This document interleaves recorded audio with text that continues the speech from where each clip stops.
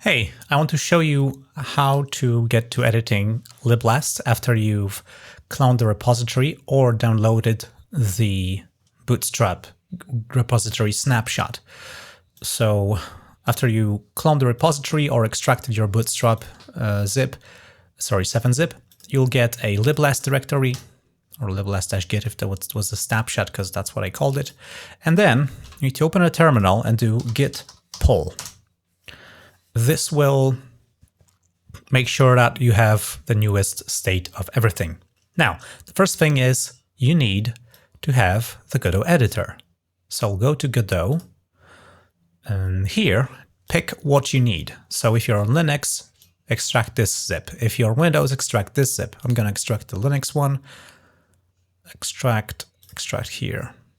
Okay, now I can right click and do actions run in console to open the editor.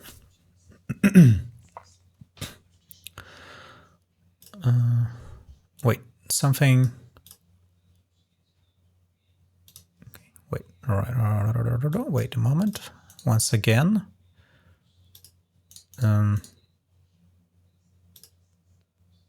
All right, yep, we're starting Godot.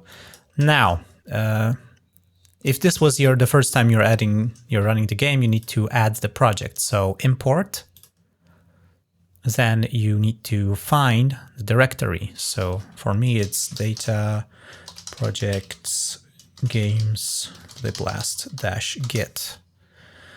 And after that, you need to go to the subdirectory game. And there is the file project.godot that we need to find and locate and give it to the editor. Now import and edit. And its Godot editor is now loading the project.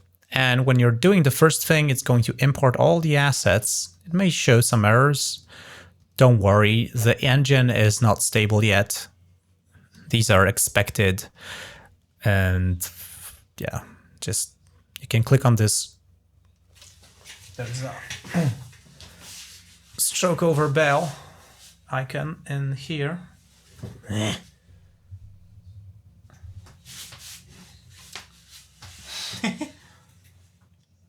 This icon there. Click that. When we click that, the notifications should go away. Oh, okay, they don't wanna. Okay, now they are gone. All right, and I've been already working on some things, but the thing you should open is the main scene, which is this one. And now to play the game, you can just press F5. Welcome to Liblast. Now we have two instances of the game running. As you can see, one of them has the graphics weirded out, so I can connect to a server because I'm hosting a server on my VPS. Finally, I can do that. And yeah, the reflection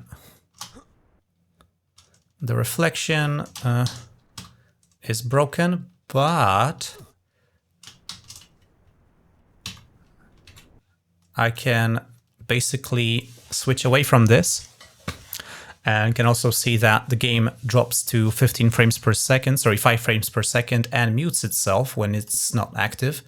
You can connect here, and you can see there's two players, but I need to kill myself because I spawned in the wrong place.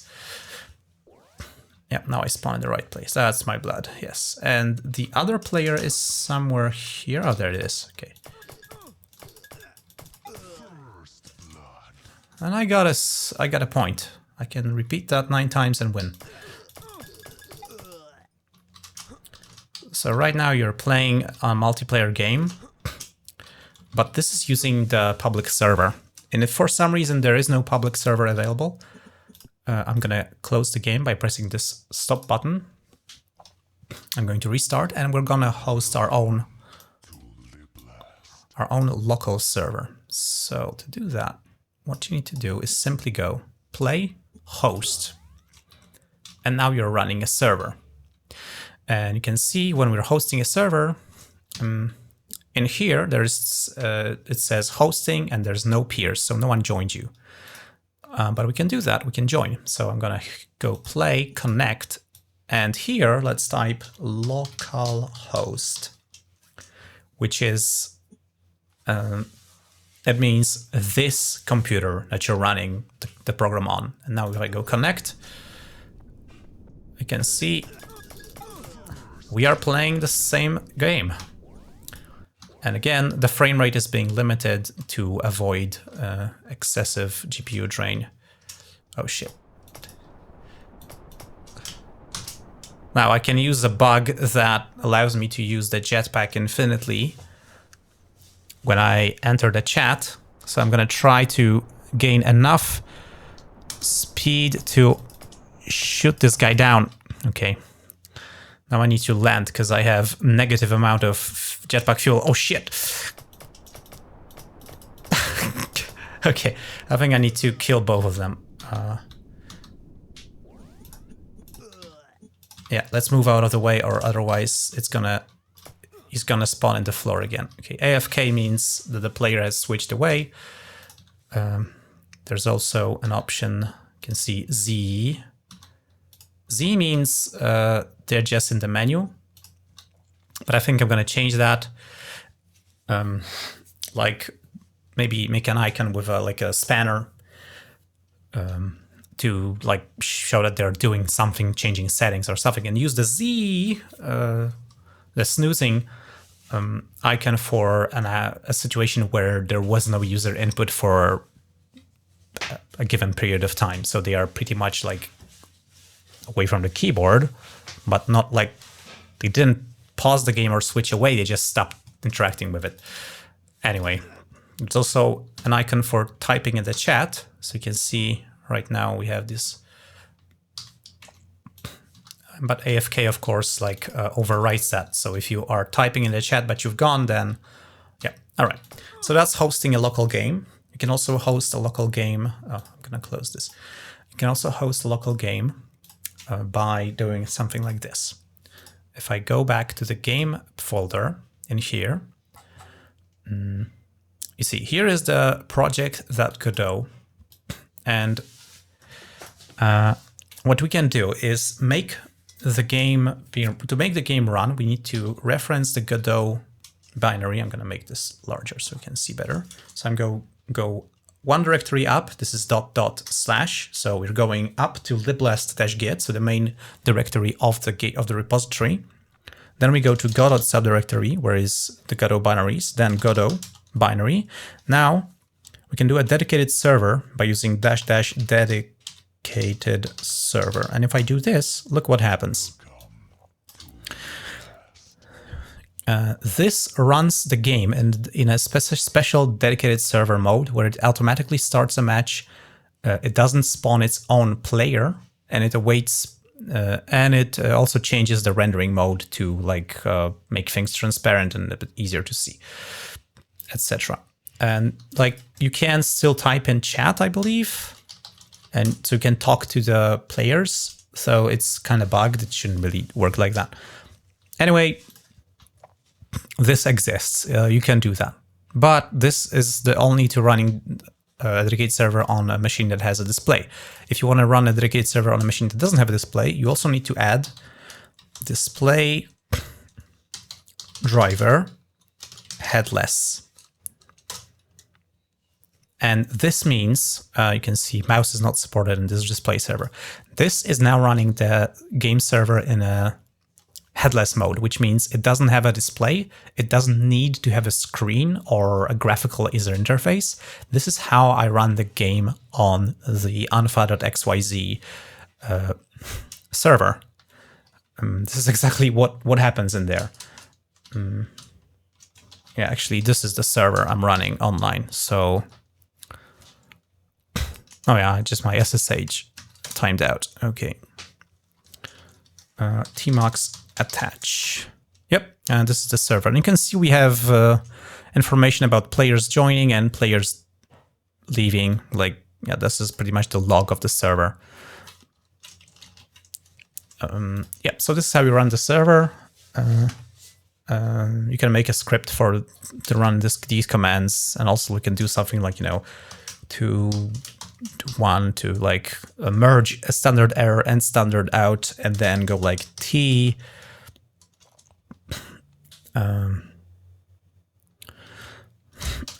log server log, and then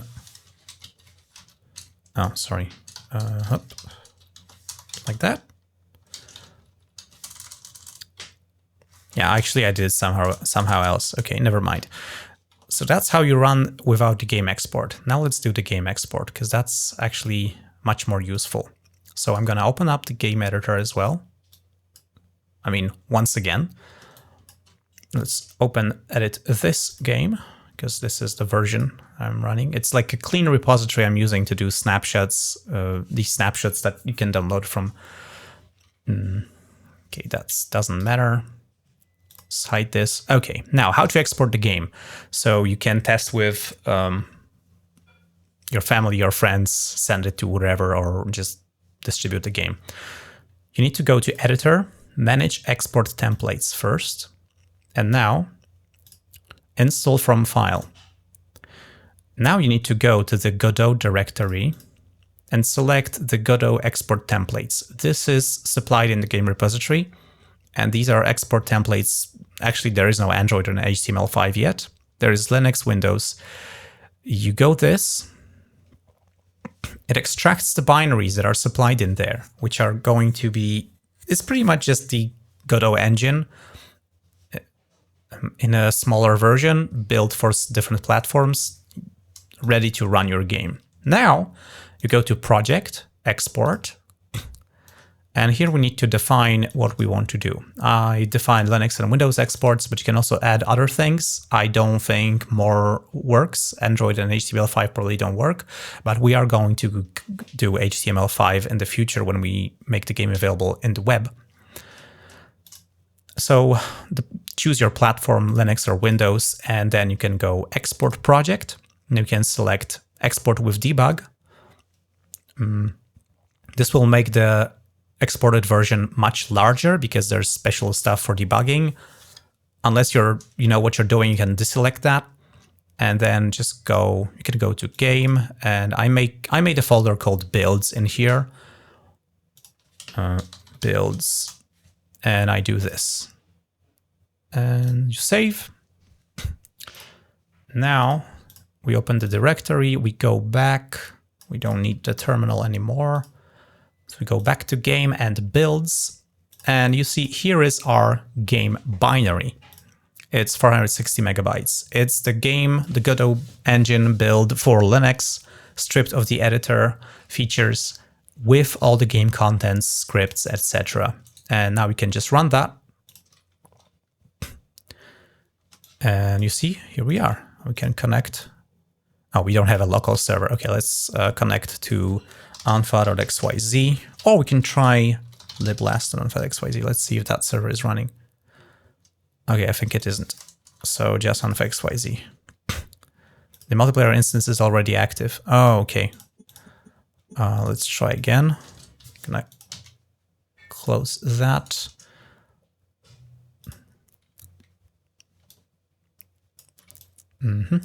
Okay, and now it also like the connect unfa.xyz.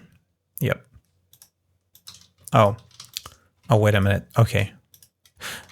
So I was mistaken. There's still this error that makes playing in the build actually not working at all. Okay. So that's a problem, but there is a workaround. I thought this was fixed. It's not. But this can already work as a game server because that's how I actually made the game server that's running. So something is broken there, but you can still play with your friends. What you need to do is, let's delete this builds. What you need to do is copy the Godot executable. You can also extract the Windows version. It depends on who you want to give the game to. And just copy it into the game folder. Right here. Now, this will only work if you've opened the game project at least once, so Godot can import all the assets. And then when you run the game editor, the Godot editor executable, in the games folder, it's going to find the project.godot file and it's going to run the game instead of opening the editor. This is another way you can run the game. And in this version, it actually works. So yeah, game exports are broken still. But you can still play. That doesn't stop you from playing the game and from distributing it. This is how how the current game builds are distributed. They are not really builds. They are just a copy of the game repository with the Godot editor bundled together. You can just rename this to Liblast Linux, for example, and I also put there Liblast Windows. Then you can rename that to, okay, I'm gonna maybe link this and call this Liblast Linux and just compress that into a zip file or a 7-zip file because it's a better compression. Let's go. Oh, it just compresses the symbolic link. Okay, never mind. Let's do it like that then. Okay, just do a zip, whatever. Doesn't really matter. And then you send someone this zip, tell them to open it, run the Liblast Linux executable or whatever you called it, and they can play it. And this is how you can distribute the game and play it with your friends, family, and whatever, if you have like a custom version. If you don't, it's probably easier to just point them to the official website of the project, and there they can find the info about downloading the game. Of course, there's a repository snapshot, blah, blah, blah, releases page. And there is pretty much this. This is just a zip with the game repository and these two binaries. But I haven't yet made this one for the current state of the game in the main. I've done some work today even on the game, and these changes are not there. So if you want to play like the super latest version, then you need to download the game repository, import it into the editor, put the editor in the game, rename it, zip the whole folder, send it to someone, and then you can test with them. Oh, that's gonna be a little bit larger because, whoa, did it crash? Oh yeah, I think it crashed. Yeah, Dolphin does that when you compress files. I don't know why. It finishes compressing files and then it crashes. Yeah, so this still doesn't work well. That's good to know. All right, that's all I wanted to show you. Thanks for watching.